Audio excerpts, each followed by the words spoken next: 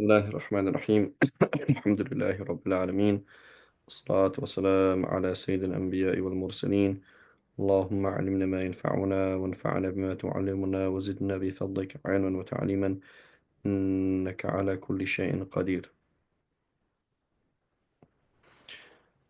Um,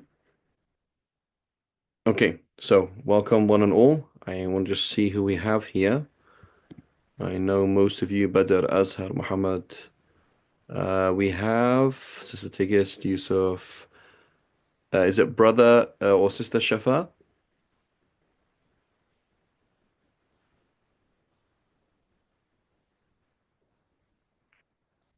Is that a brother or a sister? Is it and this is Muhammad Shaman? Yes, Sheikh. Okay, okay, khair. So anyway, I know a sister. Okay, sister Shafa. Okay, where are you joining from, sister?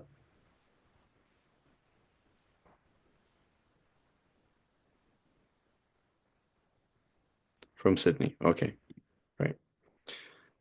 So 99% of you have been familiar with the whole story that the rhetoric or the whole idea of what this book is many times, and you don't need to hear it, but I'm going to repeat it anyway for those people who listen to the recording. We have been commanded to follow the Prophet ﷺ and Allah subhanahu wa ta'ala. We are not allowed to follow anybody else. We are slaves of Allah. We're not slaves of Imam Shafi'i or the author of this translation or myself or anybody else, right? So what is this book then? Like, what's the point in studying this book? This is a book written, I think, don't know exactly when it was, maybe in about 900 years ago. And it summarizes the work of many, many, many hundreds of scholars, all of whom were analyzing the Quran and the Sunnah of the Prophet ﷺ for a long time. And they're called the Shafi'is. Okay? What does that mean, Shafi'is? It means a group of scholars working with a particular methodology. They have certain um, settings, so as to speak, in their research methods, right? And so it means a large body of people who have been recognized in the Islamic world internationally as top-notch scholars, the likes of Imam Ghazali, the likes of Imam al-Juwayni, the likes of Isfaraini, the likes of Al-Qaffal al-Shashi, the likes of Al-Qadi Hussein, the likes of um, uh, Imam al-Muzani, the likes of um, uh, countless top-notch scholars, right? That you can mention. I can't go on forever, but tons and tons of scholars. You have to understand that this book is not written by somebody called Abu Shuja al-Asfahani, right? He's just writing a textbook for students of law. He's a judge and he's writing a textbook for students to study from. But the content is the product of hundreds, if not thousands, of scholars. Okay, so let's compare it to something else. Okay. Let's do, for example, Fareed's book on fiqh of Hajj. You're going on Hajj, you're like, oh, Fareed, have you studied fiqh? I say, yeah. And so it's my book. So let's compare that. Do I necessarily have a fixed, clear methodology through which I am researching? The answer is no. Okay. Am I internationally, across time and space, accepted by Muslims as scholars? No. Am I going to try my best to find out what the Quran and Sunnah says about your Hajj? Yes. Might I do a good job? Yes. But the efforts of an individual, Farid Dingle, or Sheikh so-and-so, or Sheikh so-and-so else, versus a large body of people is not the same. And the efforts of an individual who is not that amazing, who is not known to have a fixed methodology, cannot compare to a madhab. So we have to understand that the system, the way that people work with halal haram for the last 1,000 years plus is that they gave that a madhab, a fiqh, halal haram only existed as an expression of a madhab, because a madhab means a multi-generational cooperation of tons of scholars who are amazing working towards an answer based on a fixed system. They don't say random stuff. They can't say random stuff because they get told off. I mean, they continue being peer reviewed. If that makes sense, right? They continue. They're writing something. It's like, yeah, but that doesn't make sense. What about this? What about this? What about this? Etc. Even the imam himself is peer reviewed, right? The imam himself will say things, and it's inconsistent with the system, so it will be cut out, right? And so you have this large system, this large body. That's called a madhab.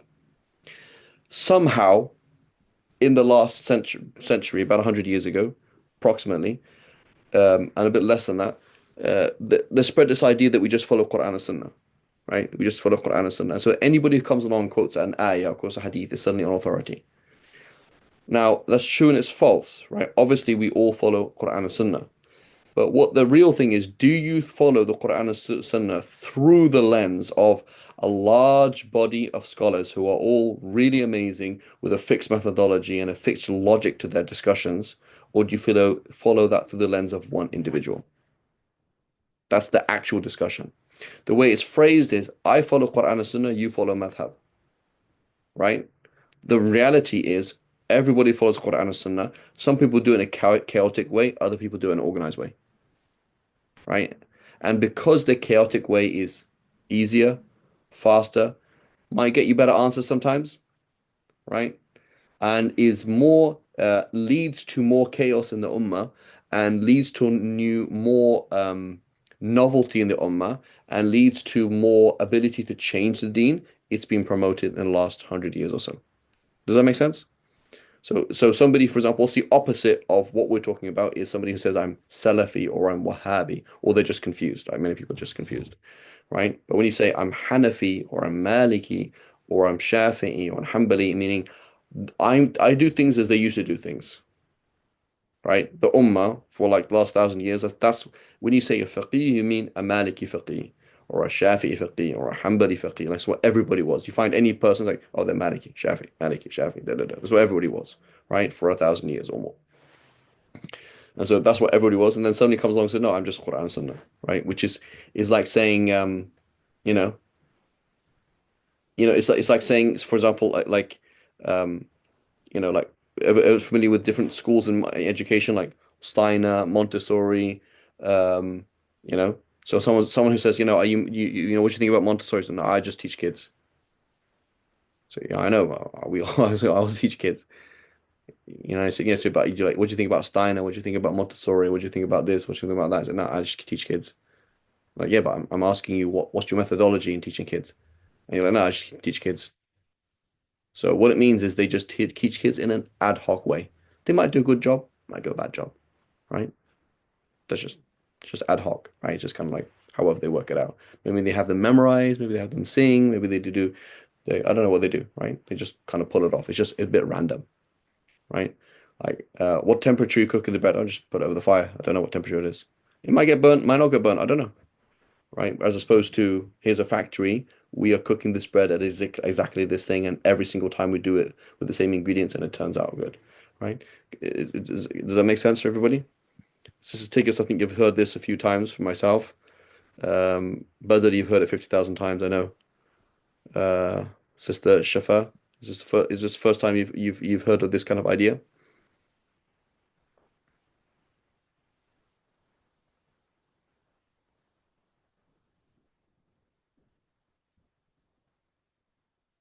Is everybody there? Yes, I've heard it. Okay, right. And so, so if you can imagine then let's think about something else, right? Like we're gonna try and think, should America split in two or not? Okay? And so we're gonna sit here, we're gonna have a lot of people who are have good intention. Obviously, most people don't have good intention.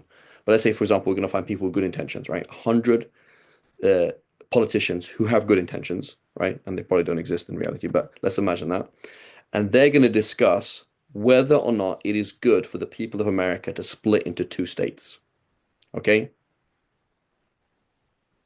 And that 100 people are going to discuss that, and they can discuss it for 10 years. Okay? That's their full-time job. 100 people. Okay? And every 2 weeks, they're going to have a new advisors. For example, somebody talking about it from an economic point of view, from a political point of view, social point of view, educational point of view, okay? So now you come along, okay? After that 10 years, they've been discussing something. In that process, they've realized there's some systems we need to put in place, an organization, and they've discussed every single pro and con of this issue from every single angle. And then you came along and said, oh, but won't that mean that there's a problem in education because somebody from one state won't be able to study another state? And they're looking at you like, are you sane? Because like you think we didn't discuss that? So that's what will happen today, right? So what will happen is I'll quote something in Shafi fiqh and you say, but the hadith goes against it. And you're like, you're honestly thinking that we didn't consider that hadith? I say, yeah. So you think that we didn't know that hadith? So yeah. And we had no idea about it. Yeah. How did we do that? How did we spend 1,000 years discussing this issue and not know the hadith that you're talking about? Or not think about the verse that you're talking about?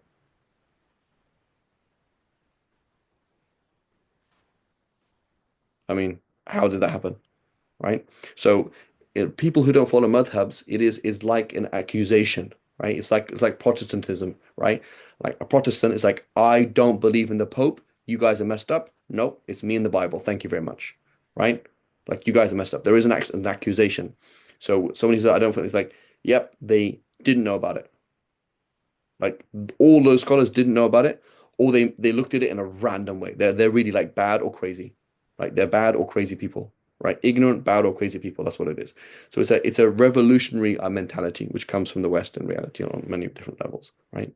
So that's what happens. Maliki school says something like, that's crazy. Well, obviously there's objections to what they're saying, but they've obviously considered every single angle, right? Every single different angle every single objection that you could bring against what I'm saying, they've already thought about it. So you know, you can't do it. So you could have another answer, right? Like Hanafi answer, Maliki answer. But if you leave the Maliki school and you go to nothing, that's actually not just silly. That's actually wrong, right? That's like you have your son is sick, he has leukemia, you can't find out the best way to do it. One doctor's saying we're going to do chemotherapy, the other saying no. So you can go with Dr. A or Dr. B, but it doesn't make any sense to go to, I don't know, somebody who has no clue, right? And so this is we're living in a stage where that's what happens. Like it's neither A nor B. And like I just follow Allah's messenger, i.e. in a chaotic way. You don't have a system. This is a very unrefined discussion, and you're just like throwing out there, right? Just like throwing it out, something like random, you know.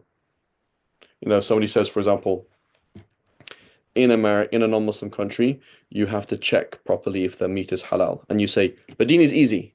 You're like, oh, what does that even mean? So for a faqih, deen is easy. That's a whole symphony of concepts that go together. For the guy who doesn't, it's like, oh, it's just like random, right? But the problem is the people don't know that. They just think madhab is like a sect, or it's like, I don't know what it is. It's like random, like because we don't know what it is, right? And so these are the key things to have in mind. Obviously, we all follow Quran and Sunnah. Do you want to follow Quran and Sunnah as analyzed and processed by a large body of scholars for a long time based on a system, or do you want to just follow like any random thing? Right? So everybody's following Quran and Sunnah. Don't say no, I just follow Quran and Sunnah. But you follow Quran in a chaotic way and your conclusions don't make any sense and it's all over the place, or it's something else. Okay? So that's the general picture. So that's what this book is then. This book is then a translation of a textbook written summarizing the work of all these people. Okay? It is not the fatwa of Imam Shafi'i. Okay? Shafi school is not Imam Shafi'i. That's the key thing to understand. Oh, it's not just one person, right? So he says, he begins the book, the author, he says, all praises to Allah, Lord of the worlds. May the blessings of Allah be upon our liege Lord, Prophet Muhammad, and upon his pure household and his companions, one and all. The judge, Abu Shuja ibn Hussein ibn Ahmad al-Asfahani or al-Isfahani from Isfahan, right? So he's 900 years ago, said, one of my friends asked me to make a short treatise in law according to the Shafi school, not Imam Shafi, to the school, right? That large body of people. That is of utmost concision and paramount brevity, right? So again, this is for learning tools, as a learning tool, so that its meanings become closer to the one studying it, and easier for the novices to memorize. He asked that I include numerous categories and encompass all properties, like break things down properly. So I responded, seeking reward and desiring that Allah Most High grant me success in doing the correct thing. So then, this is a book. This is a book that's been taught for 900 years. So in an Islamic school, I work in an Islamic school, in a Sunday school, in your life, the question to ask, how many other people have given the same fatwa that you're giving, and for how long? So I come along and I say, for example, brother, I was breastfeeding during Ramadan and it was tough, so I didn't fast. Do I have to make it up? I say no. I say why? Here's a quote there's a hadith that indicates that, arguably Sahih hadith, and this Sheikh said it. So, okay, great. MashaAllah. So now you come back to me and say, Sheikh, I actually have a question. Who else gave that same fatwa? And I say,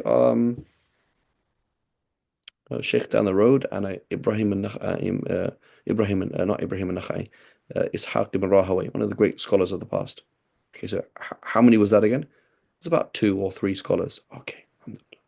How many scholars said you do have to make up those fasts? Everybody. Like 40,000 scholars. Oh, okay. So 40,000 scholars say yes. 2 or 3 say no. Yeah, okay, great. Appreciate it. So this is what's happening today. People, they're not aware about they're not aware of the numbers. Nobody ever told them that.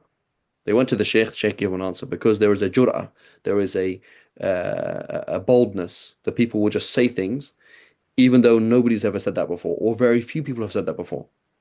Very, very few people have said that.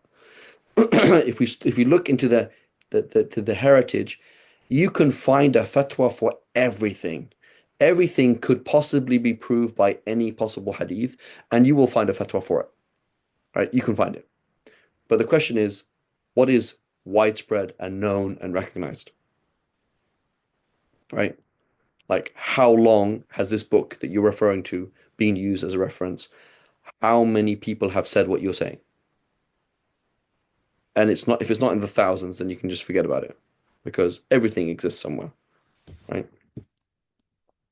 You can find a fatwa for everything. You could find evidence for it somehow, directly or indirectly, in a hadith or a verse of the Quran, some way, somehow, right? But I'm interested in give me numbers, right? Given that we've been around for a long time, many people have asked this same question that you're asking. We've been around for a long time. How many Muslim scholars have said that? Very few, right? So think about numbers. That's what you need to think about. How many thousands of people have worked on this versus what you're saying, versus what you're telling me. Okay, so textbook, I want a book that's been taught for a long time. I feel confident that my version of Islam is Islam as known by Muslims, as opposed to 21st century Islam, which we'll soon have. Right? So understand that when they say Quran and Sunnah, what they really mean is new deen, means new understanding of Quran and Sunnah. But when they say Shafi'i, we mean Islam as understood for the last 1,000 years, or Maliki, Islam as understood for the last 1,000 years, Hanafi, Islam as understood for the last 1,000 years, right? If not more, right? But Quran and Sunnah is haqqun urida bihi batil, a truth through which falsehood is intended. It means I just want a new version of something, right? Okay, so he goes on the chapter of purification then. So he says, obviously, you're going to purify yourself with water. So we can break water into different practical categories, and he does a practical thing in his time, right? He says purification is possible with 7 types of water, right? Rainwater, seawater, river water, well water, right? Spring water, snow water, and hail, melted hail. What he's trying to say is anything that you could call water, linguistically call water, is water, right? Anything you could say, هذا ماء, this is water, right? So rainwater is water, seawater is water, melted hail is water, melted snow is water. If it's brown, if it's pink, if it doesn't matter what it is, as long as you can call it water, right? So it doesn't have to be clean water. Rainwater, if you gather it, is not clean. Snow water, if you gather melted snow water, it's not clean, but it's called water. So anything that is called water is water, right? That's the point there. He says, once you've now had this thing called water, this water now can change into one of four categories, right? Water comes out of the ground, comes out of the sky, right? It's now going to break into one of four categories, right? Pure and purifying, and not offensive, which is just water, like plain water, water as water is. So the water comes out of the sky, it is pure and purifying, right? Pure and purifying. It's not only pure, I mean, you could have it, you could consume it, you could put it on your clothes and pray on it, pray with it, pray on top of it, but it also purifies it. So it can be used to remove filth, as we'll discuss. Okay? And then number two, it is pure, purifying yet offensive. And this is water irradiated by the sun. What does that mean? Ma't mushammas. This is water that is in a hot container, okay? In a very, very hot place, in a metallic container, okay? And it stays there under the hot sun, right? Such that what happens is you get a kind of layer above the water from the kind of the byproducts of that metal. This is called Matn mushammas. Okay. Now, again, this has been debated backwards and forwards and forwards, backwards in the Shafi school. And there are some voices against this, right? So, right, there are some voices against this. So Imam Nawawi, one of the great Shafi scholars, his personal opinion was that this shouldn't be labeled as offensive. Because it says that the logic for it being for it to be offensive is the possibility of harm, right? The right. So they're not mere theoretical possibility, but like he's saying, so Imam Shafi'i and other Shafis, they said that there's certain evidence from the Salaf that this is a bad thing, and there is certain possibility of harm, and so this is going to be offensive. Like this could harm you. This could have, according to certain scholars, it could cause certain diseases.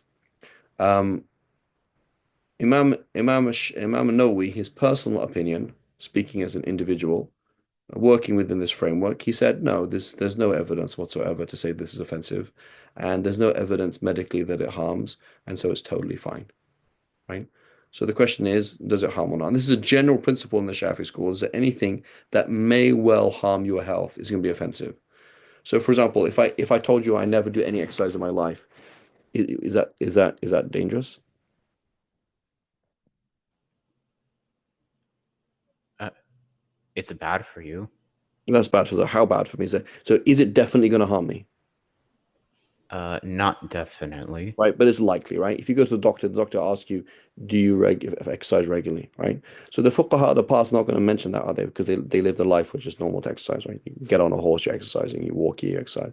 But in our modern office life, you better do these kind of things.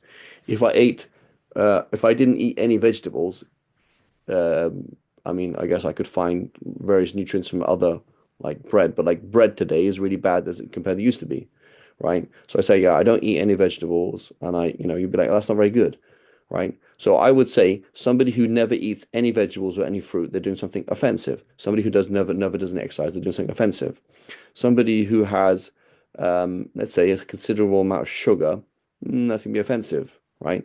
If it's a ridiculous amount of sugar, then it's going to be haram. So let's say a general principle, right, is that if you do anything that may well harm you, it's going to be offensive. If it does normally harm you, there's going to be haram, right? And so, for example, smoking, we say smoking does normally harm you, so therefore it is haram, as opposed to, I don't know, eating, I don't know, chocolate 3 times a week? Is that too much? I don't know what too much is, but there's something like that, right? So the issue here, this is a medical issue, and it's not really an aqidah issue, not really a fiqh issue. Go ahead, Badr, you had a question? Yeah, I think I missed something. What does it mean, water irradiated by the sun? What does that mean exactly? It means heated up by the sun. So, So are so we you have talking imagine about you have just you have a regular? big vat of like a big container of water, okay? It's sitting out in the sun in a metallic container. And this is just assuming And that it's it's already super like hot. So pure water. yeah, and it's not not really California heat, but like hotter than that, right? Let's say it's like Jordanian heat. Saudi heat, yeah, you know, Hmm. or Panama heat, Hmm. yeah, something like that, like really really, really hot. Okay, And number. this is I'm sorry, Go ahead. this is saying like it's heated and it's still warm, or it's heated Correct, and and then it's it still warm. becomes If it cold. cools down, it's not Oh, considered offensive anymore. Yeah. oh, okay, okay, I understand now. Okay, but the point is, it's still purifying, right? It's still purifying, right? So that's just something else, right? And you could have pure and haram, right? You could, I mean, that's from a totally different angle, right? Let's add boiling water. Could you make also with boiling water? It would count, right? Yeah. Like you jump into boiling water, right? And with the intention of making ghusl, or you pour it over, you make ghusl. It would count. So it would be pure and it's purifying, but yet sinful. Okay, or why is it sinful? Oh, because you killed yourself or you burn your whole body on purpose, right? So it'd be pure, purifying, right? And so this breakdown, it sounds a bit silly, like, okay, why would you do that? But it's actually fundamentally important. Okay, well, why is it fundamentally important? Because is there a difference between purifying and sin? Like, are they two different things? Say, oh yeah. So this is what we do in fiqh, right? We actually understand that what's going on in the background. Because if you don't, you understand good and bad, right? It's not good and bad. That's great, but good and bad are different things. So is the body pure? It's pure, yeah. Have you sinned by harming yourself intentionally? Yes. Okay. So they're two different things, right? Knowing this breakdown is important because otherwise you don't understand what's going on, right? So we could add, for example, pure and you know sinful, right? And there's other types of offensive water as well. Okay, but number one is important. Number three is important. Pure yet non-purifying. It is water that has been used to raise ritual impurity or remove filth, right? And has been changed by or has been changed by pure substances that have a mix with the water. So these are two separate things, for two different reasons, right? So imagine, for example, I'm in the middle of the desert and I have a small bottle of water, and we all have to make wudu. So I say, you know what we're going to do is I'll make wudu, catch the droplets of water, and then you can use the water that I'm used to make wudu, right? Does that count? So we say, well, hang on a minute. Have you ever heard of tayammum? So yeah, I heard of tayammum. What's tayammum? Oh, tayammum is when you don't have enough water to make wudu with. So, well, if you could reuse water, then you wouldn't have to make tayammum. Ah, good point, right? That's a good point.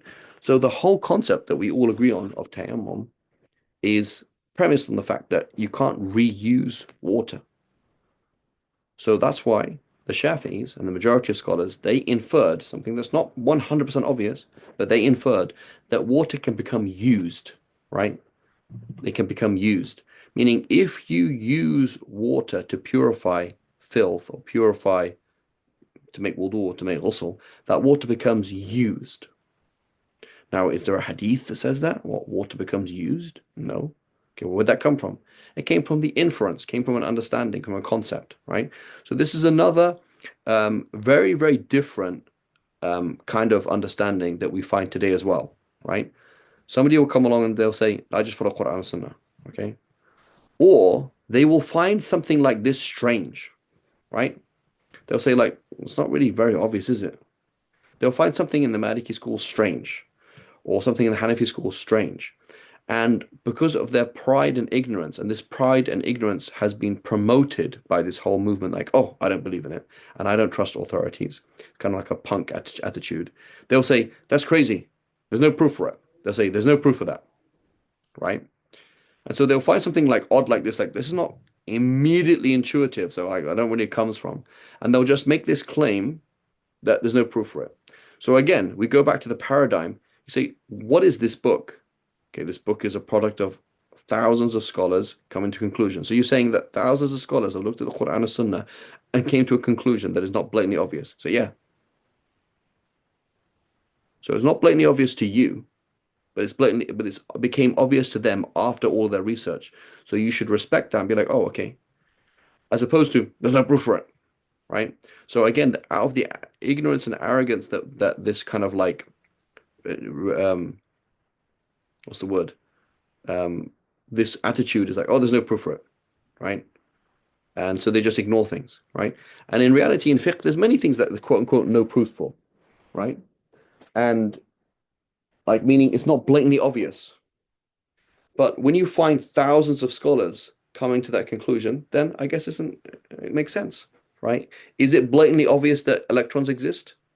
No. I mean, look around. I can't see electrons, right?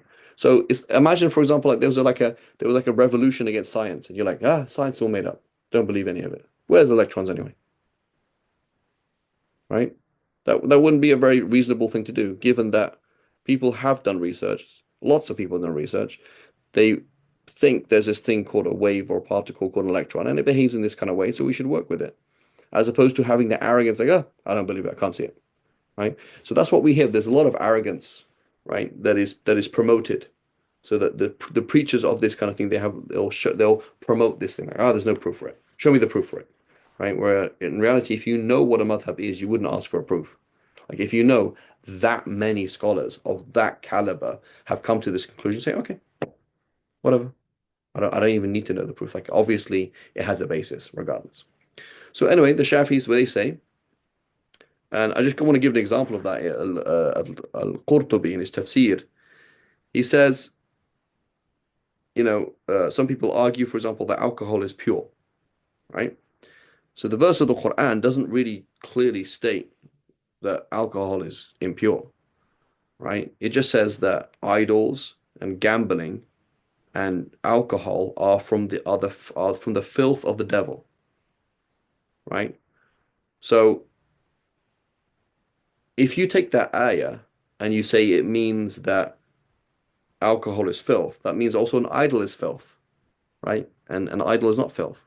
And that means like, gambling is filth. Like gambling is not like the cards are filth or the dice is filth. Like that's not true.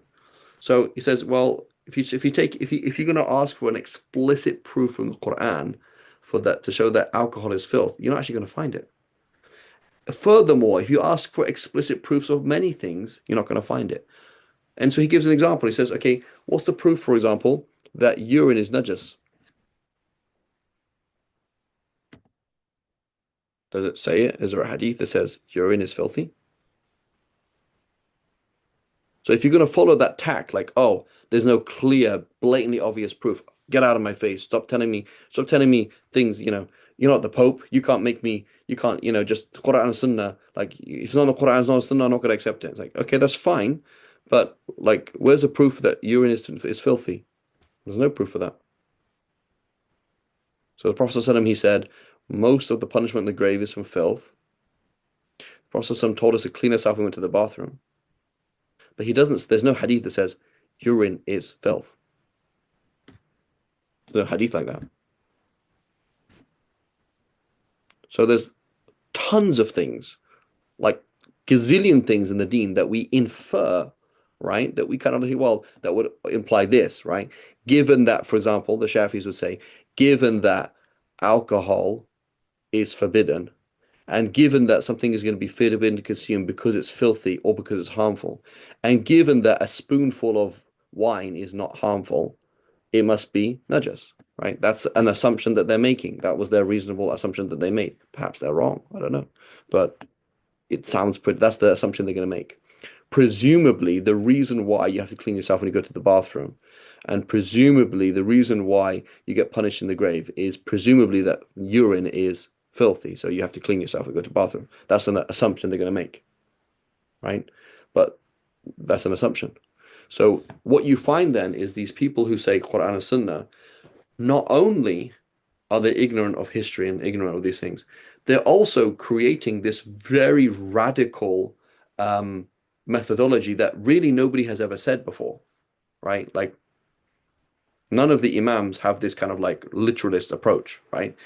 So it's like it is really ajib. It's like really strange. So in their heads they'll have things like Quran and Sunnah, Sahih Hadith, Bid'ah, and it's not in the Quran. It's like it's not explicit.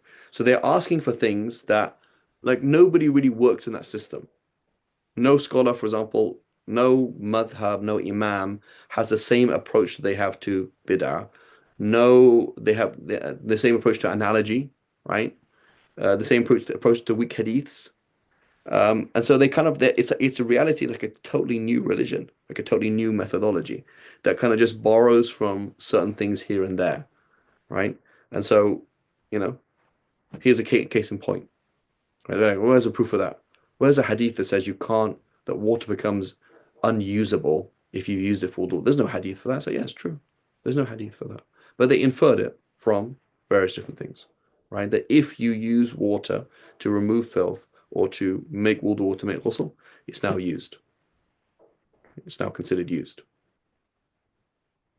right? And therefore you couldn't use it again. And then from a separate reason, so oil has changed by pure substances that mixed with the water. Okay, so what does that mean then? That means that this thing has not become impure, but you got this water, okay, and you boiled it. Then you put a tea bag in it. Then you put some milk in it. And then you gave somebody this tea and said, "What is this?" What would they call it?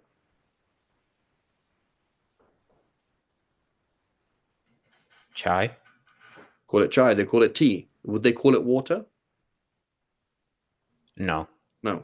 So these are two separate reasons in reality. One is what's called ma' musta'mal, used water. That was the first category. The second one is changed water, i.e., it's changed so much that you couldn't call it water. Okay? So now I'm going to rewind this little episode of the tea. I'm going to make this tea steep for 30 seconds. So I'm going to get boiling water. And I ask you, what is boiling water? Is boiling water water? You say yes. Okay, put a tea bag in it for 30 seconds and take it out. What is it now?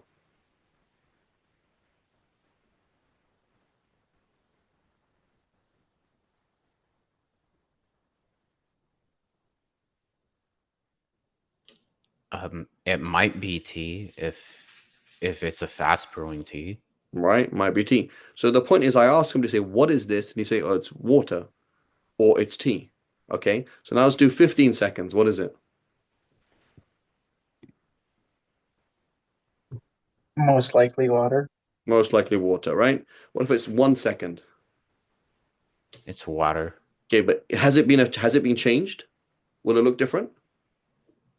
If I dip a tea bag into boiling water for 1 second, will it look different?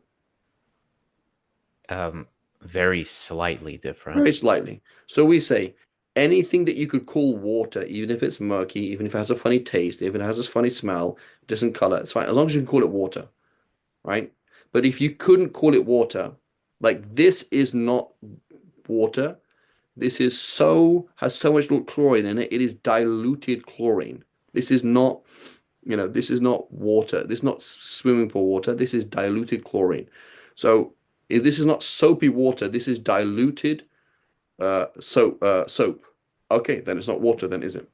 So this is for a linguistic point, right? So you come along and say, hey, where's your proof that you can use language to prove halal and haram? You can only use Allah to prove Quran. It's like, yeah, but my only interaction with Allah and His words is Arabic language, right? So obviously Arabic language is therefore a proof of what something is. Like I say, what is this? And they call it water. So Allah says, use water. Okay, and so what is water? What we call water, right? So the point here is linguistics. That's all it is. The point here is, well, if you could, reuse water, then we'd reuse it in tayammum, but we don't, right? And the point is here is um you don't call that water anymore because it's changed such that you couldn't call it water. So it doesn't matter that it's changed. So here it says in the Arabic it says right المتغير بما خالطه من الطاهرات. It says something that has changed because something has mixed with it of some pure thing has mixed with it. So well, that's not super accurate. So the later scholars will say, no, what you mean is such that you couldn't call it water anymore. That's what you mean, right? So it can change. You can get a bit of flour, put it in the water, still water. Okay, get a water, put some lemon in it. Okay, still water. But then there's a point where you put so much lemon in it, you call it lemon juice, right?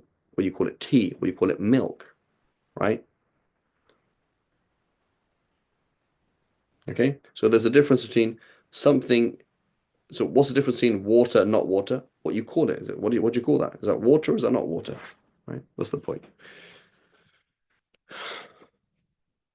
Making sense to everybody? Yes. So sparkling water, could you sparkle? What do you call it?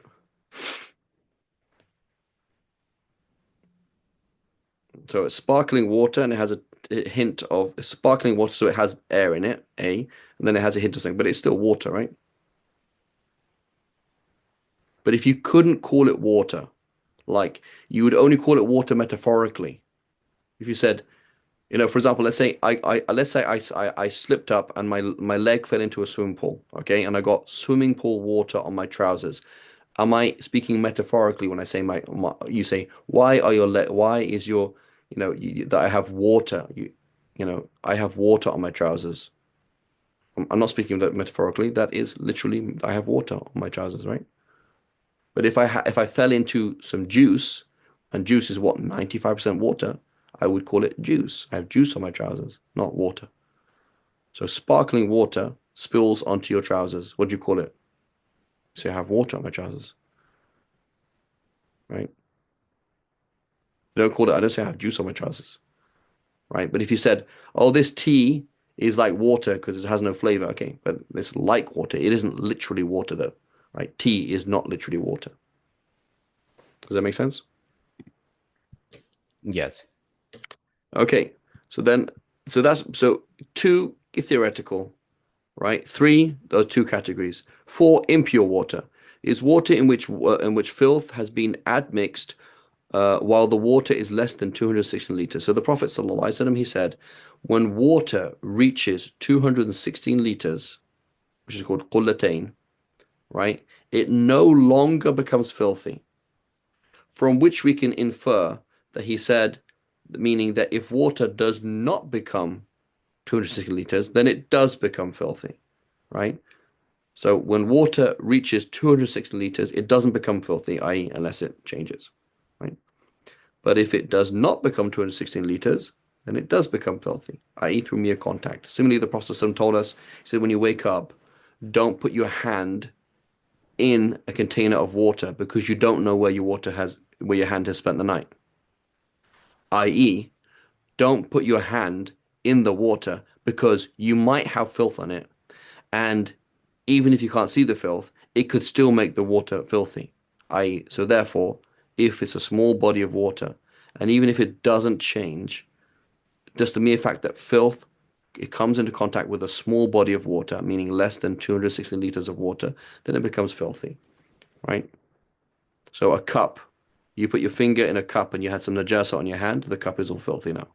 A bucket of water, put your hand in a bucket of water, you had some blood on your finger, some urine on your finger, a baby urinates into a small a bucket of water, all the water is filthy now, right? So by mere contact, right? So if it is 260 liters or more, then it's not mere contact. Like the Pacific Ocean does not become filthy by mere contact with filth. Rather, the Pacific Ocean becomes filthy by becoming by looking like blood or looking like urine or something like that. Right? A swimming pool does not become filthy by somebody going in there with najasa on them. A swimming pool becomes filthy by it becoming all filthy. Like you can see the filth everywhere. right? You have a baby pool and you slaughter a cow in it and the blood goes everywhere and there's just blood everywhere, right? This whole thing is now najas. Otherwise, a large body of water like 260 liters or more only goes filthy through change, but a small amount of water like a cup, like a bucket, like a small bathtub, it becomes filthy through mere contact. Does that make sense? Yes. Okay, so I know Badr is like one of my so Sister Tigis makes sense. Tariq makes sense. There's two Tariqs now. Sister Shifa, and then who else is new? So many of you, you're in all of my classes, so you already know all these things anyway. But I'm concerned with Brother Tariq, you're new to the class. Tariq, where are you That makes joining? sense. Where Thank are you, you Sheikh. joining? I know Tariq, that one, the other one. Tariq in the red. Um, Thoriq. Okay, can you hear me?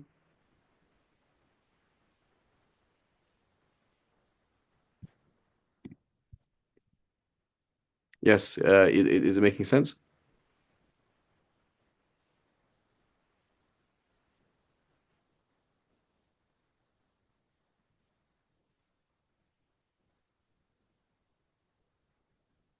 Okay, great. Um, okay. So inshallah on the group, I'm going to ask people to summarize things. Okay.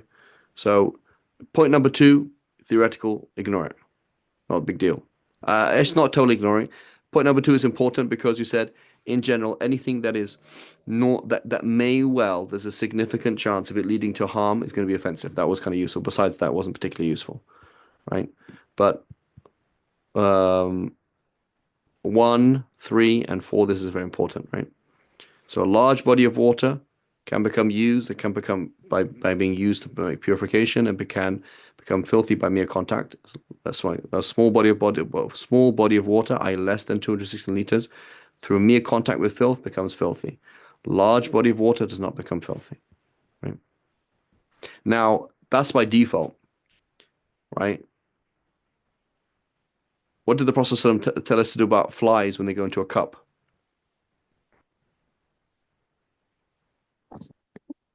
To dip it in. Dip it in. So if you had a dead fly, which is najas, in a cup of tea, for example, wouldn't that mean that the cup becomes filthy?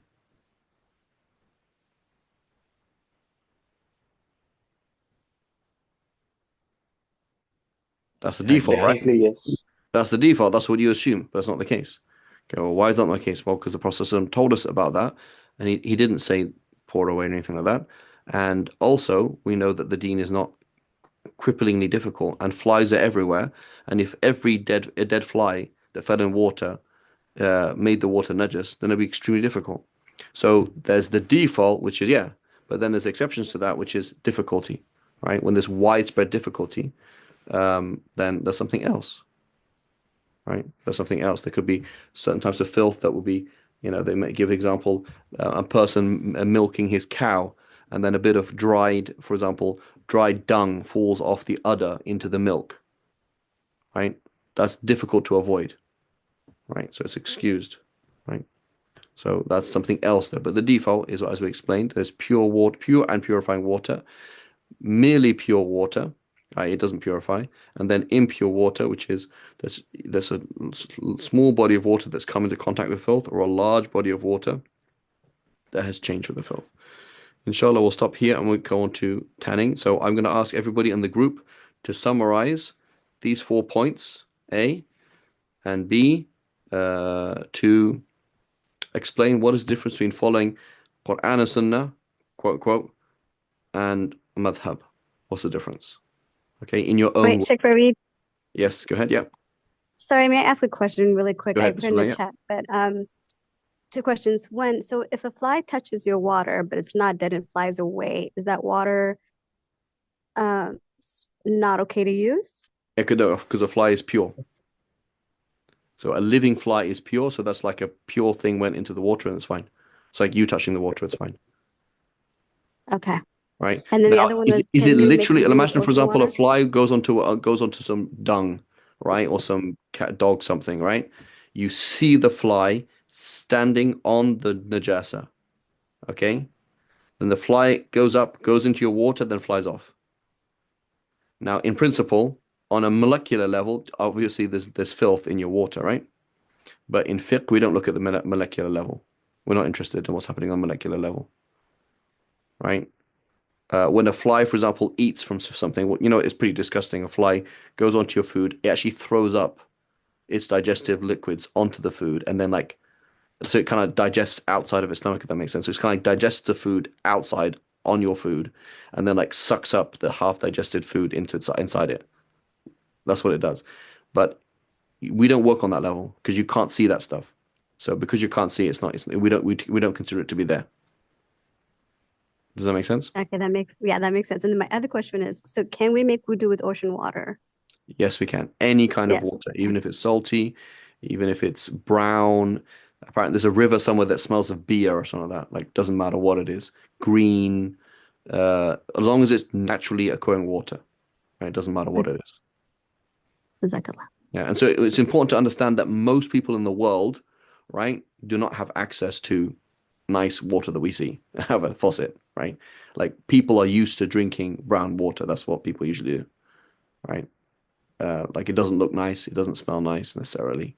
It could be deadly. May Allah protect us. You know, it's a huge blessing whenever we turn on that faucet, like alhamdulillah, Rabbil Alamin, have access to clean flowing water because a lot of people don't, right? But just normal water as water occurs is not necessarily clean or clear, right? It's often murky or whatever, and that's just normal. That's how you know humans and animals interact with water. Like that it's not so etc. Okay, inshallah, we'll stop here. And anybody who's new to my classes, that I have another class right now in the Muwatta of Imam Malik, a hadith collection of halal haram. So anybody like to join that class, please, you should be able to find it in the community and you can join right now, inshallah. And we're continuing right now in that class, inshallah. Subhanallah wa bihamdik ashhadu an la ilaha illa anta astaghfiruka wa atubu ilaik.